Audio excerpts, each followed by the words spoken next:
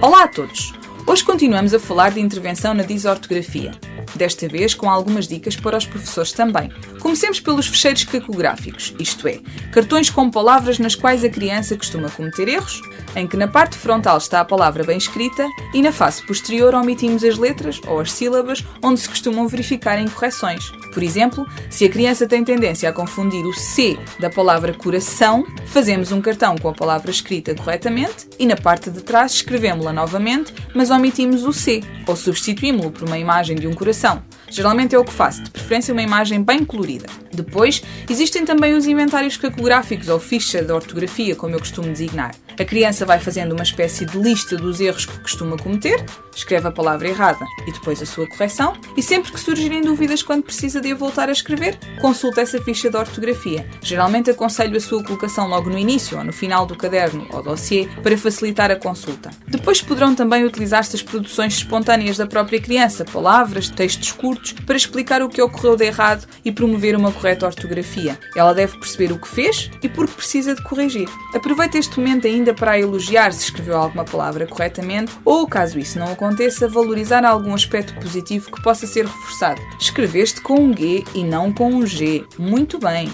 3 palavras sem erros. Parabéns! Faça-a perceber que está ali para a apoiar e que o seu principal objetivo é auxiliá-la sempre que precise e não repreendê-la pelos erros ortográficos cometidos. É bom poderem aprender em conjunto. No entanto, seja capaz de perceber as reais necessidades da criança e ajude-a apenas de acordo com esse limiar. Não faça o trabalho por ela, mas valorize sempre o desempenho alcançado. Por outro lado, se é professor, é importante também que diferencie os erros de ortografia das falhas de compreensão e, consequentemente, da possibilidade de elaboração de respostas. No momento da avaliação, dê-lhe mais tempo para responder às questões ou certifique-se de que ela compreendeu o enunciado e que a resposta dada vai ao encontro do que é solicitado na pergunta, por exemplo. Pode pedir a ajuda do docente de educação especial ou mesmo de um colega de turma. Por outro lado, sempre que necessitar de corrigir erros, defina um critério e assinale apenas o que decretou como muito grave, evitando assim muitos borrões e grandes rabiscos nos textos escritos pelo aluno. Solicite posteriormente, por exemplo, a consulta de um dicionário e crie um quadro de palavras na sala para todos os alunos e não apenas para os disortográficos. Privilegie também, sempre que possível, a expressão oral, pois desta forma está a afastar todo o nervosismo e ansiedade que a escrita provoca na criança.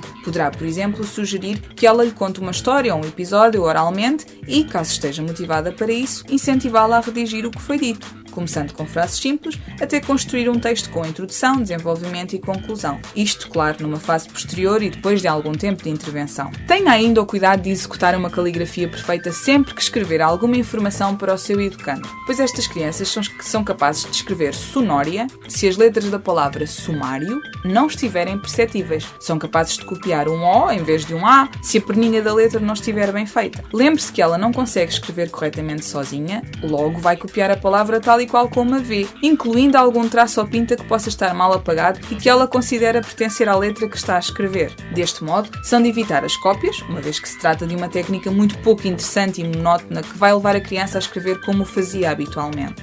Evite também os ditados, a não ser que permitam a correção imediata dos erros, para que ela compreenda cada um dos erros que deu e como deve fazer para que não se repita. E hoje ficamos por aqui.